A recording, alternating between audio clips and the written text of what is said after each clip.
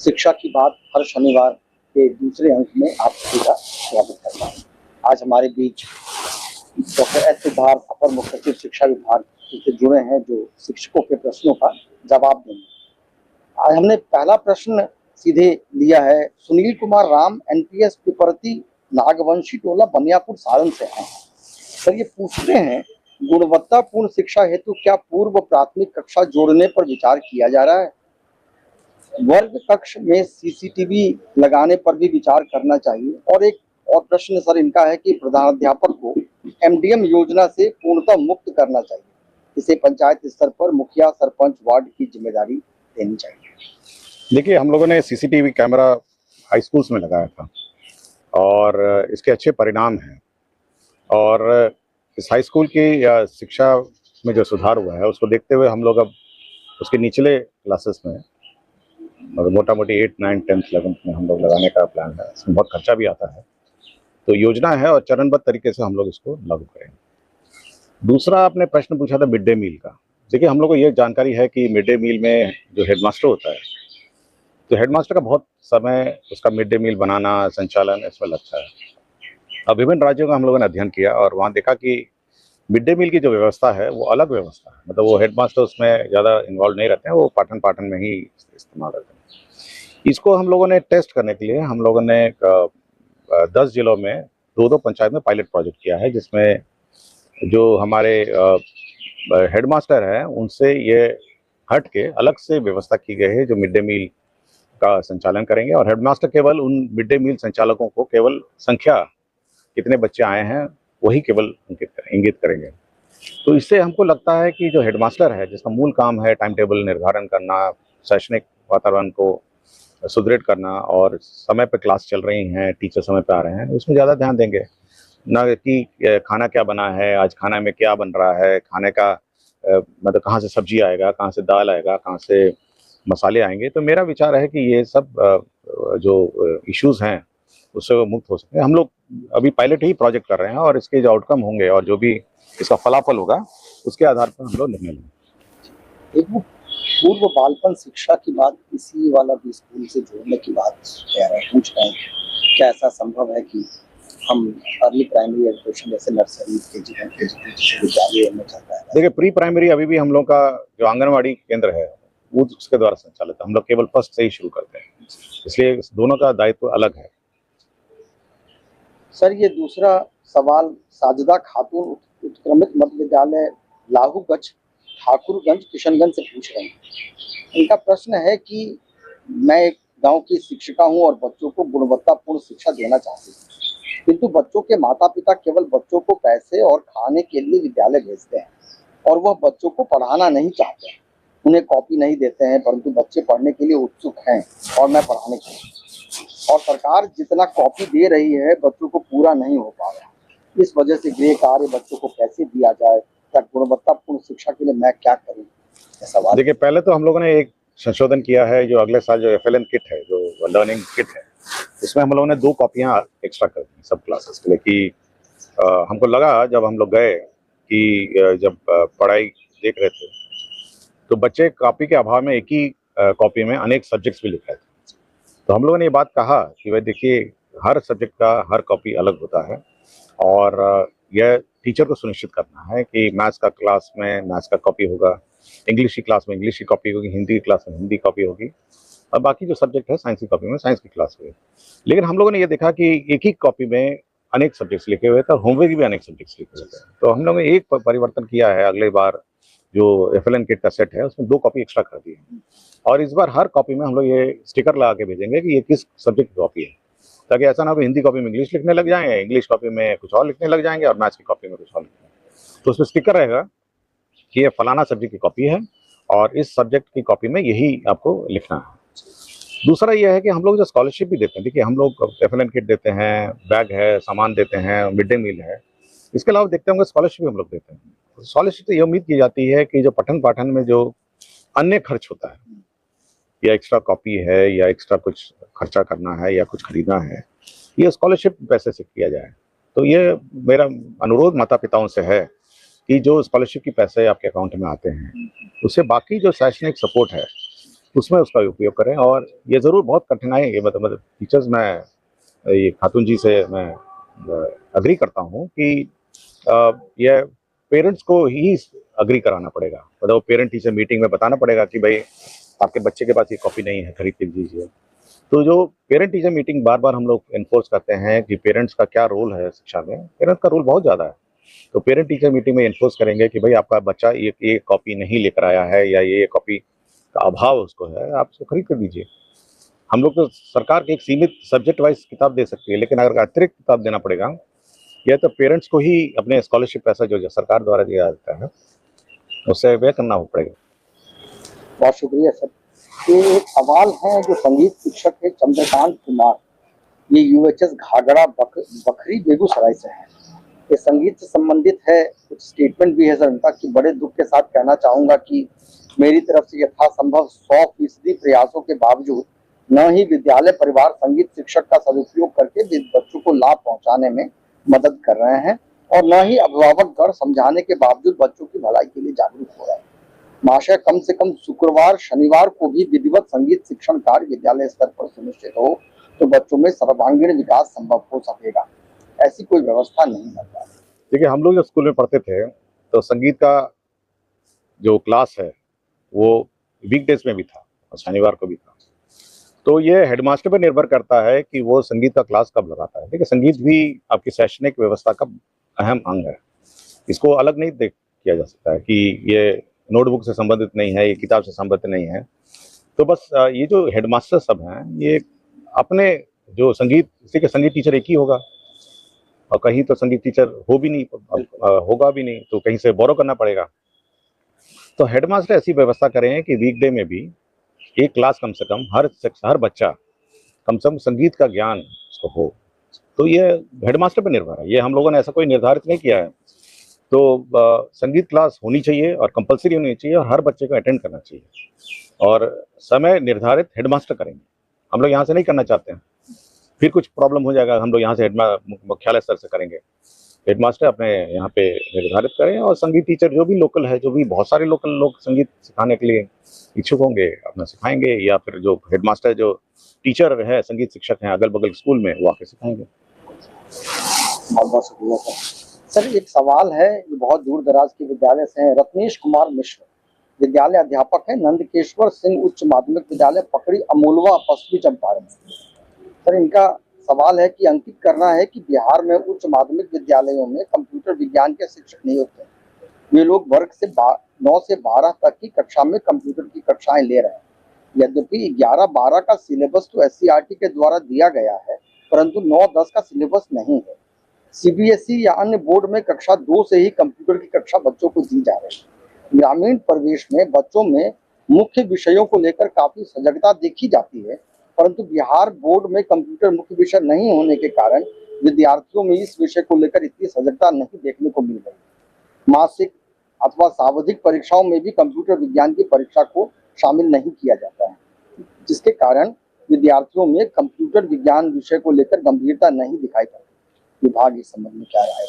देखिए, कंप्यूटर की इस बार पहली बार हम लोग बुक छाप रहे हैं और एक ही बुक है, मतलब वो वर्गवार किताब नहीं छाप रहे हैं इस बार पहली बार, क्योंकि मेरा अपना अनुभव है कि क्योंकि हम लोग पिछले सालों में कंप्यूटर का किताब नहीं छापे हैं, तो एक ही किताब 6, 7, 8, 9, 10 के लिए एक ही किताब छापे और हमने 6, 7, 8। तो ये हम लोगों का है कि जो 6, 7, 8 है, इनको नए सिरे से कंप्यूटर का ज्ञान दिया जाए और एक कंसोलिडेटेड बुक है जिसमें अंग्रेजी भी है, हिंदी भी है, सबका मिश्रण है। और ये एक तरीके से इसको मतलब ब्रिज कोर्स की तरह है कि जो बच्चे छूट गए होंगे या कंप्यूटर ज्ञान से अछूते रह गए होंगे, तो 6, 7, 8 के जो बच्चे हैं वो सब एक साथ एक ही स्तर का कंप्यूटर ज्ञान ले हैं। तो इस साल से हम लोगों ने शुरू किया और धीरे धीरे इसको अब हम नीचे लाएंगे, मतलब 6 है, फिर 5 है, 4 है, तो ये धीरे धीरे लाएंगे। लेकिन अचानक अब हम, क्योंकि ये 6, 7, 8 वाले तो बच्चे छूट गए बहुत साल से, तो पहले इनका ब्रिज हम करेंगे और फिर नीचे नीचे लाएंगे। तो इसको इस साल से हम लोग कंप्यूटर ज्ञान पे विशेष ध्यान हमको ये है कि हर बच्चा जो 8वीं तक पहुंचे उसको कंप्यूटर का पूरा ज्ञान होना चाहिए और कंप्यूटर के बारे में अच्छी जानकारी होनी चाहिए।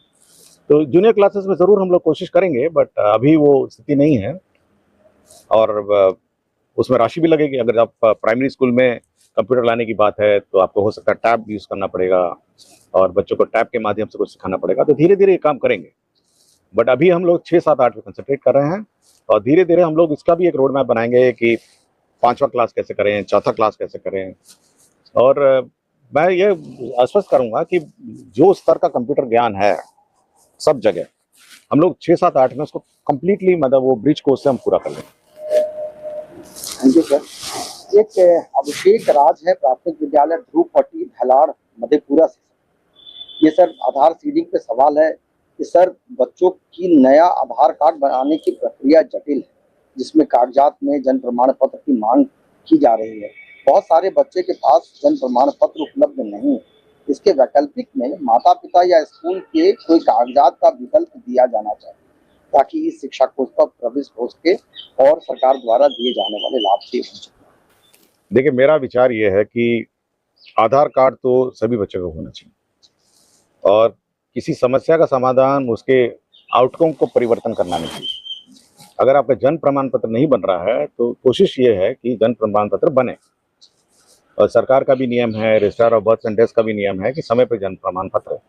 हम लोग इस बात पर लगे हैं कि जन्म प्रमाण पत्र जल्दी बने और सही रूप से बन जाए, ताकि बच्चे को बाद में शैक्षणिक कार्यों में बिल्कुल कठिनाई नहीं हो। नहीं तो हेडमास्टर या कोई भी स्कूल में, जैसे पुराने जमाने में नहीं होता था कि बच्चा आया तो हेडमास्टर या जो भी एडमिशन लेते हैं तो अपना जो भी अनुमानित जन्म बर्थ डेट लगा देता था। ये व्यवस्था अब परिवर्तित होनी चाहिए और हम लोग इस बात पर लगे हैं कि डेट ऑफ बर्थ सर्टिफिकेट सही रूप से बने और जल्दी बने। हम लोग जिला पदाधिकारियों से लगातार मीटिंग करते रहे हैं और उनको यह सुनिश्चित करने के लिए कहे हैं कि सभी बच्चे जितने भी बिना आधार के इनरोल्ड हैं, अभी बिना आधार के भी इनरोल्ड हैं, उनका जल्दी से जल्दी उनका जन्म प्रमाण पत्र बनाकर उनको आधार इशू कराएगा। और मेरा विचार है कि जितने भी विदाउट आधार इनरोल्ड बच्चे हैं, ये अगले इस नवंबर और दिसंबर में मतलब आपका आधार हम लोग बनवा लेंगे। तो हम लोग ने छूट दी थी कि बिना आधार भी आप इनरोल हो जाइए। शुक्रिया सर। ये एक पूजा बोस है, प्राथमिक विद्यालय जनकपाट पुल्ला खास कस्बा पूर्णिया, जिला पूर्णिया से। ये कह रही हैं कि क्या शिक्षकों द्वारा बच्चों को डायरी में कुशल पूर्वक होमवर्क दिया जा रहा है।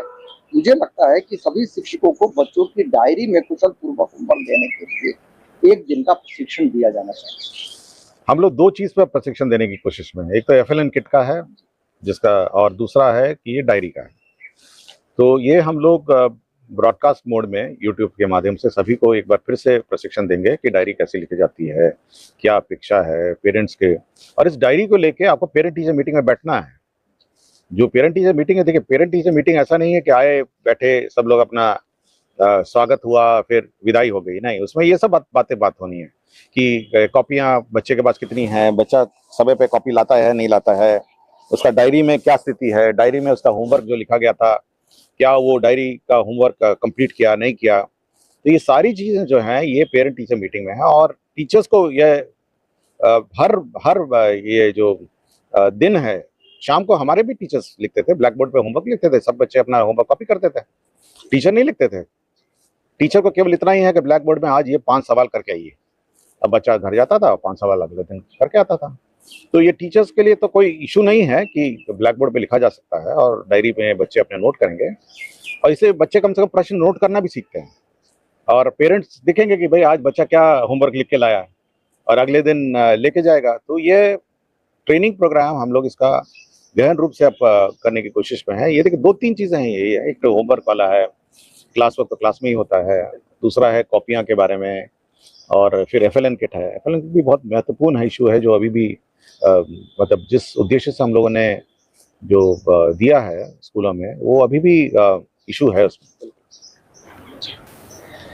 ये उसी से लगता हुआ लगभग सवाल है। ये कुमकुम कुमारी शिक्षिका मध्य विद्यालय बांक जमालपुर से पूछ रही हैं, बच्चों के चहुमुखी विकास के लिए विद्यालय को विगत कुछ वर्षों से तरह तरह की उपयोगी शैक्षिक गतिविधियों संबंधित उपकरण यथा FLN किट, बाल उपयोगी पुस्तकें, खेल सामग्री आदि पर्याप्त मात्रा में उपलब्ध कराया गया है, परंतु विद्यालय में इन सामग्रियों को रखने व उस प्रयोग हेतु स्थान नहीं होने के कारण इन सामग्रियों का उपयोग नहीं हो पा रहा है, जो चिंता का विषय है। कृपया इसको पर्याप्त देखिए, रखने का तो कोई इशू नहीं था, क्योंकि मैं जिस स्कूल में भी गया तो एक ब्राउन कार्टून का बॉक्स रहता है और उसमें भरा रहता है और तरह तरह के एफएलएन किट हैं और ऐसा लगता है कि किसी ने उसको छुआ नहीं। और जब जब मैंने हेडमास्टर से पूछा कि इस एफएलएन किट को आपने इस्तेमाल किया, सर अभी जस्ट इस्तेमाल किया, रख दिया, बस सबका एक ही तरह का जवाब है कि सर अभी जस्ट इस्तेमाल किया, रखा हुआ है। लेकिन मेरी जानकारी में उसको देखने से लगता है कि अभी तक उसका पैक भी नहीं खुला और सभी प्रकार के उसमें बहुत सारे किट हैं, बहुत सारे प्रकार के किट हैं और मतलब अगर उस किट का प्रयोग करें तो बच्चे को एक तो रुचि आएगी और एक तो उसको लगेगा कि अच्छा ये ऐसे भी सीखा जा सकता है। देखिए हर चीज किताब से नहीं सीखा जा सकता, ये किट उसको लर्निंग एड है के रूप में है और लर्निंग एड के रूप में इसको यूज किया जाता है। तो इसका एक हम लोग एक ऑनलाइन सेशन रखेंगे सभी टीचर्स का कि भाई आप कैसे, और ये बहुत बड़ी संख्या में टीचर हैं तो हम लोग चाहेंगे कि जिला वाइज इसका ऑनलाइन सेशन रखेंगे कि एफएलएन किट का कैसे प्रयोग किया जाए।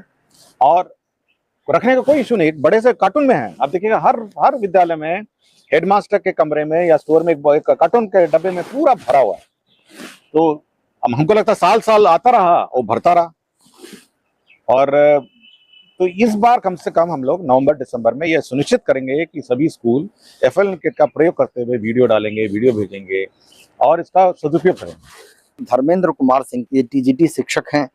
ई शिक्षा कोष द्वारा बनाए जाने वाले उपस्थिति को मानवीय बनाया जाए, जैसे 1 महीना में 6 दिन तक 10 बजे तक नहीं आने वाले को निर्दोष गलती मानकर माफ किया जाए और 6 दिन अगर नहीं आता है तो उसके बाद हर एक दिन के लिए 1/4 आकस्मिक अवकाश काटा जाए। देखिए हमारे सामान्य प्रशासन में बायोमेट्रिक का गाइडलाइंस इशू है जी, तो हमको लगता है कि लोगों ने उसको देखा नहीं है, हम लोग फिर उसको रिट्रीट करते हैं। उसमें है मानवीय ही है, अगर हल्का सा आप लेट आ जाते हैं तो कितना लेट आ सकते हैं, कितने दिन तक आ सकते हैं, तो है उसका, तो उसको हम लोग ठीक कर देंगे। मैं लगता किसी ने वो सामान्य प्रशासन का गाइडलाइंस नहीं पढ़ा है, हम उसको फिर रिट्रीट करेंगे। हमारे सरकारी कर्मी तो बायोमेट्रिक लगाते ही हैं जी सर, और बहुत पहले से ही लगाते रहे हैं, तो एक है उसका गाइडलाइन। और मेरे ख्याल से जो बायोमेट्रिक का जो ऑर्डर इशूड है उसमें ये अंकित है, सामान्य प्रशासन का ये लागू रहेगा, तो हम फिर सबको जानकारी दे देंगे। Thank you sir. ये एक शैलेश कुमार हैं, पीएस हुसैन चक मसौढ़ी से है, पटना से ही हैं सर। ये इनका सवाल है कि शिक्षकों को शिक्षक वाला सम्मान क्यों नहीं मिलता है, क्यों शिक्षकों को कई वर्ग में बांट दिया गया है। हमारा विचार है कि शिक्षक का एक संवर्ग होना चाहिए जिससे गुणवत्तापूर्ण शिक्षा में सरकार को अधिक सफलता मिलेगी। देखिए प्रशासनिक व्यवस्था में अगर मेरे डिपार्टमेंट में देखें, आईएएस भी हैं, बिहार प्रशासनिक सेवा के लोग भी हैं, बिल्कुल, उसका शिक्षा सेवा के लोग भी हैं और अन्य वित्त सेवा के लोग भी हैं और भारत सरकार से बहुत सारे प्रतिनिधि सेवा के। तो कभी भी हम लोग काम करते हैं ना तो ये सब देखते नहीं कि फलाना प्रशासनिक सेवा का है, फलाना प्रशासनिक सेवा का है, फलाना शिक्षा सेवा का है। देखिए सबका एक उद्देश्य है कि शिक्षा विभाग को संचालित करना। उसी तरह मेरा विचार यह है कि ये सब भेदभाव जो है ना, ये कागजी भेदभाव है, मतलब ये कागज पे है कि आपका ये फलाना सेवा है, मेरी जानकारी में सबका स्केल एक ही है जी। तो ये भेदभाव नहीं होना चाहिए। आपका होना चाहिए कि आप बैठे, आपका मूल जो उद्देश्य है कि बच्चे को पढ़ाना है, उस पर ज्यादा ध्यान दीजिए। आप क्यों देखना चाहते हैं कि ये फलाना शिक्षक है तो फलाना शिक्षक है, तो ये सब कागजी जो भेदभाव है ना, ये आप भूल जाइए। क्योंकि मैं अगर कार्यालय में यही सब भेदभाव करने लग जाऊं कि ये बिहार प्रशासनिक सेवा का है, ये भारतीय प्रशासनिक सेवा का है, ये वित्त सेवा का है या अन्य सेवा का है, तब तो रोज झगड़ा होने लग जाए और रोज एक दूसरे से लड़ने लग जाए। ठीक है, कोई सबका मूल उद्देश्य है शिक्षा में सुधार लाना और शिक्षकों और बच्चों को पढ़ाना। इसलिए आप यह भूल जाइए। अब एक हेडमास्टर भी आ गए आपके यहाँ, तो आना आ जाएंगे तो आप कहिएगा नहीं ये तो हेडमास्टर सेवा है। तो यह थोड़ा जो विभिन्न सेवाओं में मतलब मानसिक रूप से आप बांट रहे हैं, ये भूल के आप शिक्षा में ध्यान दें। बिल्कुल सर, बहुत बहुत शुक्रिया सर। 10 सवाल हमने आज लिया है सर। इस वार्ता के माध्यम से हम शिक्षकों से अनुरोध भी करना चाह रहे हैं कि वो ईमेल के माध्यम से प्रश्न पूछें, लेकिन अपने विद्यालय का नाम और जिला का नाम अवश्य लिखें, क्योंकि बहुत सारे सवाल तो हमें मिलते हैं सर, लेकिन वो विद्यालय का नाम और अपने जिला का नाम छोड़ देते हैं। सर ये अच्छी बात है कि लगभग 3000 से ऊपर सवाल शिक्षकों ने पूछा है सर, तो हम बारी बारी से सवाल ले रहे हैं और जो सवाल एक बार पूछ लिए गए हम लोग चाहते हैं कि फिर नए सवाल लें। बहुत बहुत शुक्रिया सर।